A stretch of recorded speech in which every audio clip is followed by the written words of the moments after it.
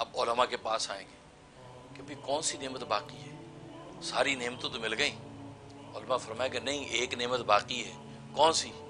کہا کہ وہ نعمت کہ جس نے ساری نعمتیں دی اس کو تو ابھی دیکھا نہیں ہم نے، جس نے ساری نعمتیں دی اس کو تو دیکھا نہیں، جس نے جنت کے دسترخوان دیے اس خود میزبان کو تو دیکھا نہیں، جسے حور و قصور کے محل عطا کر دیے اس موتی انعام دینے والے کو تو دیکھا نہیں۔ ہاں کہتا ہے حدیث میں آتا ہے کہ اللہ تبارک و تعالیٰ اپنا دیدار کرائیں گے، اللہ کو نہیں دیکھا ہم نے، اللہ کے دیدار کی نعمت باقی۔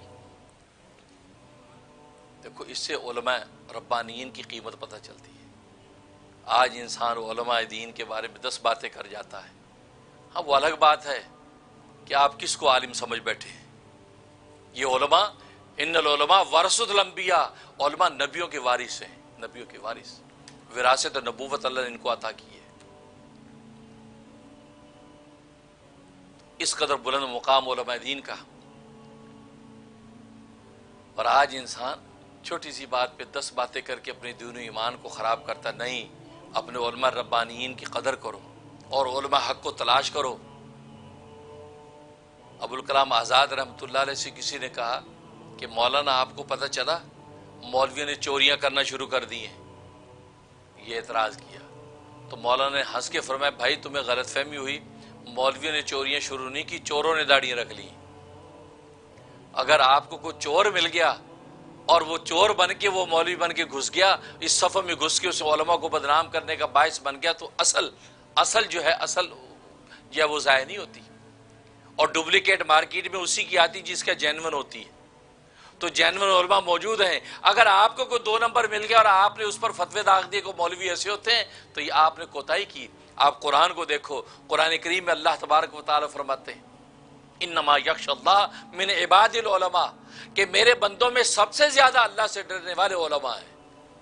علماء کہا، حدیث میں فرمایا ان العلماء ورثۃ الانبیاء، علماء نبیوں کے وارث۔ اور آج دنیا کے اندر آپ دیکھتے ہیں بچہ پیدا ہونے سے لے کے مرنے تک آپ کو علماء کی ضرورت، پیدا ہوتا اذان دینے کی علماء کی ضرورت، پھر زندگی گزرتی نکاح طلاق میں علماء کی ضرورت، پھر جنازے کا وقت آتا تو کسی علماء کی ضرورت۔ تو علماء کی ضرورت سے آپ نکل نہیں سکتے ہیں، بھلے آسمانوں میں اڑیں، زمین میں اتریں، تاؤں میں چلیں، دریاؤں میں مچھلی کی طرح تیریں، سائنس ٹیکنالوجی کہاں سے کہاں ترقی کر جائے، لیکن مرنے کے لیے آنا تو قبر میں ہے۔ اس قبر میں اترنے کے قواعد و مسائل علماء بتائیں گے۔ اس لیے علماء کی ضرورت، یہ تو دنیا ہے، میں تو حدیث بتا رہا ہوں کہ جنتوں میں بھی علماء کی ضرورت ہوگی کہ اللہ تبارک و تعالیٰ فرمائیں گے اپنے علماء سے جا کر پوچھو۔ اتنا اونچا مقام اللہ نے عطا کیا۔ اب کہیں گے رب الزجاج تیرا دیدار تو باقی ہے۔ اب اللہ تبارک و تعالیٰ فرمائے اب میں اپنا دیدار کراتا ہوں۔ اللہ تبارک و تعالیٰ میدان مزید میں یوم مزید یعنی جمعہ کا دن، جو وہاں جمعہ کا دن ہوگا، جمعے کے دن میں اللہ تبارک و تعالیٰ اپنا دیدار کرائیں گے۔ حدیث میں آتا ہے جب اللہ کا دیدار کریں گے تو جنتیوں کے سامنے جنت کی نعمتیں ہیچ اور بوسیدہ ہو جائیں گی۔ وہ کہیں گے ان کی کوئی حقیقت نہیں، ہم نے آج دیکھا نہال ہو گئے۔ تو حقیقت یہ ہے۔ تو اللہ تبارک و تعالیٰ جسے ساری کائنات کو حسن و جمال بخشا، اس کے اپنے حسن و جمال کا کیا عالم ہوگا۔ جسے یوسف کو حسن و جمال عطا کیا، اس کے اپنے حسن و جمال کا کیا عالم ہوگا۔ جسے کائنات میں مٹھاس و شیرینی بانٹی ہے، اس کے اپنی شیرینی کا کیا عالم ہوگا۔ امام رومی رحمۃ اللہ علیہ فرماتے ہیں کہ جب میں زبان سے اللہ کا نام لیتا ہوں تو بال بال شہد کے دریا ہو جاتے ہیں۔